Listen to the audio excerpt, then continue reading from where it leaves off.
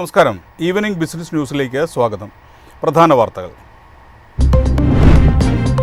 ഇന്ത്യയുടെ GDP വളർച്ച 6.7% ICRA. കരുത്താവുക സേവന മേഖല.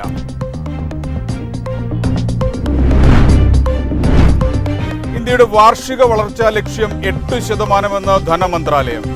ആഗോള സാമ്പത്തിക അനിശ്ചിതത്വം അതിജീവിക്കണമെന്ന് നിരീക്ഷണം. സംസ്ഥാനങ്ങളുടെ വായ്പാ ബോണ്ടുകളിൽ നിക്ഷേപ താൽപര്യം കുറഞ്ഞെന്ന് റിപ്പോർട്ട്. 7ാമത്തെ ആഴ്ചയാണ് നിക്ഷേപ വികാരത്തിൽ ഇടിവുണ്ടാകുന്നത്.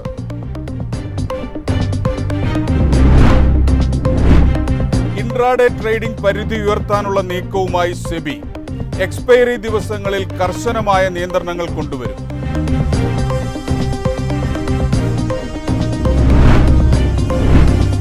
ഇന്ത്യ-ചൈന ബന്ധം ശക്തമാവുന്നു. ഇന്ത്യയിലേക്കുള്ള അപൂർവ ധാതുക്കളുടെ കയറ്റുമതി ചൈന പുനരാരംഭിച്ചു. മോദി ഷീ ജിൻപിങ് കൂടിക്കാഴ്ച ഈ മാസം അവസാനം.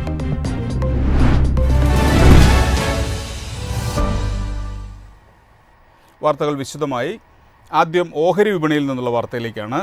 ഇന്ത്യൻ ഓഹരി വിപണി നേട്ടത്തിൽ വ്യാപാരം അവസാനിപ്പിച്ചു. സെൻസെക്സ് 370 പോയിന്റ് ഉയർന്ന് 81,644-ലും നിഫ്റ്റി 103 പോയിന്റ് ഉയർന്ന് 24,980-ലും ക്ലോസ് ചെയ്തു.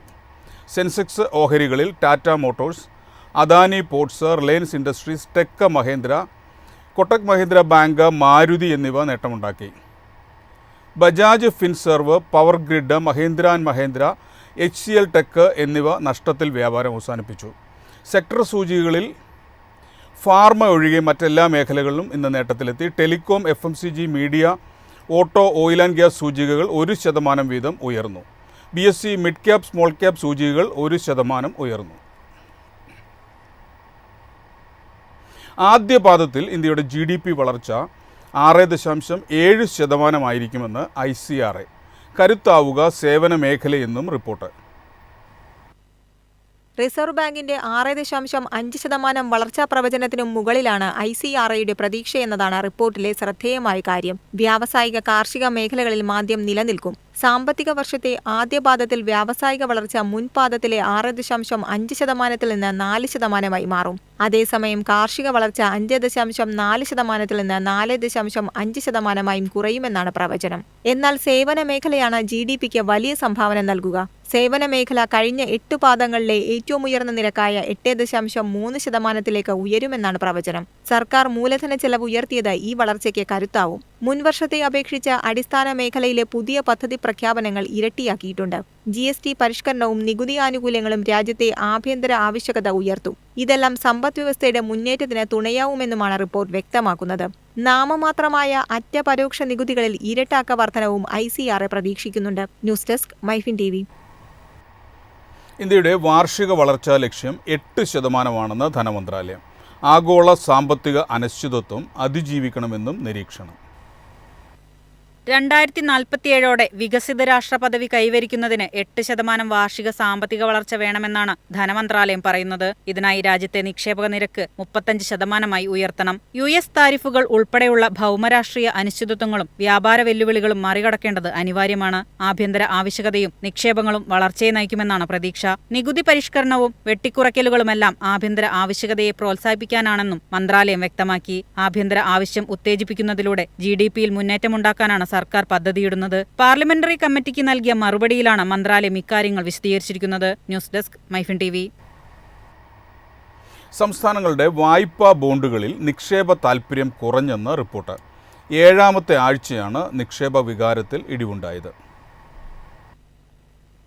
സംസ്ഥാന വികസന വായ്പാ ബോണ്ടുകളിൽ താൽപര്യം കുറഞ്ഞെങ്കിലും സർക്കാർ കടപ്പത്രങ്ങളിൽ നിക്ഷേപകർക്ക് താൽപര്യം വർദ്ധിച്ചിട്ടുണ്ട്. പ്രത്യേകിച്ച് പുതുതായി അവതരിപ്പിച്ച 30 വർഷത്തെ കാലാവധിയുള്ള കടപ്പത്രങ്ങൾക്ക് ആവശ്യക്കാർ ഏറെയാണെന്നും ICICI ബാങ്കിന്റെ റിപ്പോർട്ട് വ്യക്തമാക്കി. സംസ്ഥാന ബോണ്ടുകളിൽ നിന്ന് ലഭിക്കുന്ന വരുമാനത്തിലെ കുറവാണ് നിക്ഷേപകരെ കേന്ദ്ര സർക്കാരിന്റെ കടപ്പത്രങ്ങളിലേക്ക് ആകർഷിച്ചതെന്നും ബാങ്കിന്റെ റിപ്പോർട്ട് വ്യക്തമാക്കുന്നു. സംസ്ഥാന സർക്കാരുകൾ അവരുടെ ധനക്കമ്മി നികത്തുന്നതിനായി പുറപ്പെടുവിക്കുന്ന ബോണ്ടാണ് സ്റ്റേറ്റ് ഡെവലപ്മെന്റ് ലോൺ എന്നറിയപ്പെടുന്നത്. വായ്പാ ബോണ്ടുകളുടെ ബിഡ് ടു കവർ അനുപാതത്തിലും ഈ അടുത്ത കാലത്ത് ഇടിവുണ്ടായിട്ടുണ്ട്.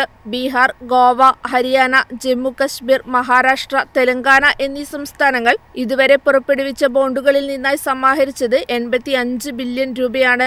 എന്നാൽ മൊത്തം സംസ്ഥാനങ്ങളിലെ ബോണ്ടുകളിൽ നിന്ന് ലഭിച്ചത് 3328 ബില്യൺ രൂപയാണ്. അതായത് മുൻവർഷത്തെ അപേക്ഷിച്ച് ബോണ്ട് വഴിയുള്ള സംസ്ഥാനങ്ങളുടെ പണസമാഹരണത്തിൽ 30% വർധനയാണ് രേഖപ്പെടുത്തുന്നതെന്നും റിപ്പോർട്ട് വ്യക്തമാക്കി. News desk MyFin TV. Intraday ട്രേഡിംഗിൽ പരിധി ഉയർത്താനുള്ള നീക്കവുമായി സെബി എക്സ്പയറി ദിവസങ്ങളിൽ കർശനമായ നിയന്ത്രണങ്ങളും കൊണ്ടുവരും. ഓഹരി വിപണിയിൽ നിയന്ത്രണങ്ങൾക്കൊപ്പം ഇളവുകളും ഒരുമിച്ച് കൊണ്ടുവരാനുള്ള നീക്കമാണ് സെബി നടത്തുന്നത്. നിലവിൽ ഇൻട്രാഡേ ട്രേഡിംഗിന് പരിധികളൊന്നും സെബി ഏർപ്പെടുത്തിയിട്ടില്ല. അതായത് നിക്ഷേപകന് പരിധിയില്ലാത്ത ഇൻട്രാഡേ പൊസിഷനുകളിൽ എടുക്കാൻ കഴിയും. എങ്കിൽ പോലും എക്സ്ചേഞ്ചുകൾ 2 സ്റ്റാൻഡേർഡ് പരിധികൾ ഉപയോഗിച്ച് ഇൻട്രാഡേ പൊസിഷനുകൾ നിരീക്ഷിക്കുന്നുണ്ട്. ഇത് പ്രകാരം നെറ്റ് ഡെൽറ്റ പരിധി 1500 കോടിയും മൊത്തം പരിധി 10000 കോടിയുമാണ്. എന്നാൽ എക്സ്പയറി ദിവസങ്ങളിൽ ട്രേഡുകളുടെ പൊസിഷനുകൾ ഈ പരിധികൾ ലംഘിക്കുന്നതായി ശ്രദ്ധയിൽപ്പെട്ടിരുന്നു. ഈ മാസം 7-ാം തീയതി ടോപ്പ് ലോങ് പൊസിഷൻ 4245 കോടിയും ഷോർട്ട് പൊസിഷൻ 5409 കോടിയുമായിരുന്നു. 1500 കോടിയുടെ 3 എത്തിയത്. മൊത്തം പരിധിയിലെ അവസ്ഥയും ഇതായിരുന്നു. വോള്യങ്ങളും റിസ്ക്കും വർദ്ധിക്കുമ്പോഴാണ് ഈ പരിധികൾ പലപ്പോഴും കവിയുന്നത്. ഇതാണ് സെബിയുടെ ആശങ്കയ്ക്ക് കാരണം. ഇതോടെയാണ് എക്സ്പയറി ദിവസങ്ങളിൽ കർശനമായ നിയന്ത്രണങ്ങൾ കൊണ്ടുവരുന്നത് പരിഗണിക്കാൻ തീരുമാനിച്ചത്. ലംഘനങ്ങൾക്ക് പിഴയോ അച്ചടക്ക നടപടിയോ ആയിരിക്കും ശിക്ഷ. തത്സമയ നിരീക്ഷണവും അലർട്ടുകളും സെബിയുടെ ഭാഗത്തുനിന്നുണ്ടാകുമെന്നും റിപ്പോർട്ടുണ്ട്. News desk MyFin TV. India China ബന്ധം ശക്തമാവുന്നു. ഇന്ത്യയിലേക്കുള്ള അപൂർവ ധാതുക്കളുടെ കയറ്റുമതി ചൈന പുനരാരംഭിച്ചു. മോദി ഷീ ജിൻപിങ് കൂടിക്കാഴ്ച ഈ മാസം അവസാനം.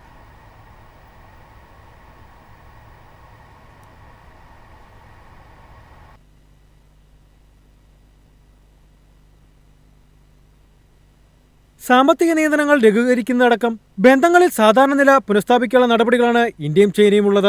ഈ മാസം അവസാനം ഷാങ്ഹായ് ഉച്ചകോടിക്കിടെ പ്രധാനമന്ത്രി നരേന്ദ്രമോദി ചൈനീസ് പ്രസിഡന്റ് ഷീ ജിൻപിങ്ങുമായി കൂടിക്കാഴ്ച നടത്തുന്നുണ്ട്. ഇതോടെ ബന്ധം കൂടുതൽ ദൃഢമാകുമെന്നാണ് വിലയിരുത്തൽ. നിലവിൽ urea, dye ammonium phosphate, DAP എന്നീ വളങ്ങളുടെയും അപൂർവ ധാതുക്കളുടെയും തുരങ്ക നിർമ്മാണ യന്ത്രങ്ങളുടെയും വിതരണമാണ് പുനഃസ്ഥാപിക്കപ്പെട്ടത്. ഇന്ത്യക്ക് ആവശ്യമായ വളങ്ങളുടെ 30% ചൈനയിൽ നിന്നാണ് ഇറക്കുമതി ചെയ്തിരിക്കുന്നത്. ഓട്ടോ, ഇലക്ട്രോണിക്സ് വ്യവസായങ്ങളിലെ പ്രധാന ഘടകമായ ധാതുക്കളിലുള്ള നിയന്ത്രണങ്ങൾ ആഭ്യന്തര ഉൽപ്പാദനത്തെ ദുർബലപ്പെടുത്തുന്ന സാഹചര്യവും സൃഷ്ടിച്ചിരുന്നു. റോഡ് നിർമ്മാണത്തിനും തുരങ്ക നിർമ്മാണത്തിനും ആവശ്യമായ കൂറ്റൻ യന്ത്രങ്ങളും വിതരണം ചെയ്തതും ചൈനയായിരുന്നു. എന്നാൽ അതിർത്തിയിലെ സംഘർഷ സാഹചര്യത്തിൽ 1 വർഷം മുമ്പാണ് ഇവയുടെ ഇറക്കുമതി ചൈന നിർത്തിയത്. ഈ വിലക്കാണ് ഇപ്പോൾ ചൈന നീക്കിയത്. അതേസമയം ഇന്ത്യ ചൈന നയതന്ത്ര ബന്ധം മെച്ചപ്പെടുത്താനുള്ള നടപടികളുടെ ഭാഗമായി ചൈനീസ് വിദേശകാര്യമന്ത്രി വാങ് യി ഇന്ത്യയിലെത്തിയത് പുതിയ മുന്നേറ്റത്തിന് കാരണം. സാമ്പത്തികവും വാണിജ്യപരമായ പ്രശ്നങ്ങൾ, തീർത്ഥാടനങ്ങൾ, ജനങ്ങൾക്കിടയിലെ സമ്പർക്കം, നദികളിലെ ജലനിരപ്പ് സംബന്ധിച്ചുള്ള വിവരങ്ങളുടെ പങ്കുവയ്ക്കൽ, അതിർത്തി വഴിയുള്ള വ്യാപാരം, ഉഭയകക്ഷി കൈമാറ്റങ്ങൾ തുടങ്ങിയ വിഷയങ്ങൾ ഇരു രാഷ്ട്രങ്ങളെയും പ്രതിനിധികൾ തമ്മിലുള്ള ചർച്ചയിൽ വിഷയമായിട്ടുണ്ട്. അതേസമയം ഇരു രാജ്യങ്ങളും തമ്മിലുള്ള ബന്ധം ദൃഢമാണ്. ബന്ധത്തിൽ പുതിയ ഊർജ്ജമുണ്ട്. പല മേഖലയിലും മുന്നോട്ടു പോകാൻ കഴിഞ്ഞുവെന്നും ദേശീയ സുരക്ഷാ ഉപദേഷ്ടാവ് അജിത് ഡോവൽ വ്യക്തമാക്കി. സമാന പ്രതികരണം വാങ്യിൽ നിന്നുണ്ടായി. 2024 മോദി ഷീ ചർച്ചയാണ് അതിർത്തി പ്രശ്നങ്ങൾ അവസാനിപ്പിക്കുന്നതിന് സഹായിച്ചതെന്നും അദ്ദേഹം പറഞ്ഞു. News desk MyFin TV. ഇന്നത്തെ സ്വർണം വെള്ളി നിരക്കുകൾ. സംസ്ഥാനത്ത് ഇന്ന് സ്വർണ്ണവിലയിൽ ഇടിവ്. ഗ്രാമിന് 35 രൂപയും പവന് 280 രൂപയുമാണ് കുറഞ്ഞത്. സ്വർണം ഗ്രാമിന് 9235 രൂപയും പവന് 73880 രൂപയുമാണ് ഇന്നത്തെ വിപണി വില. 18 ക്യാരറ്റ് സ്വർണ്ണവിലയിലും ഇടിവ് രേഖപ്പെടുത്തി. ഗ്രാമിന് 30 രൂപ കുറഞ്ഞ് 7585 രൂപയിലാണ് ഇന്ന് വ്യാപാരം നടന്നത്. വെള്ളിവിലയിൽ മാറ്റമില്ല. ഗ്രാമിന് 122 രൂപയിലാണ് വ്യാപാരം നടന്നത്. പ്രധാന വാർത്തകൾ ഒരിക്കൽ കൂടി.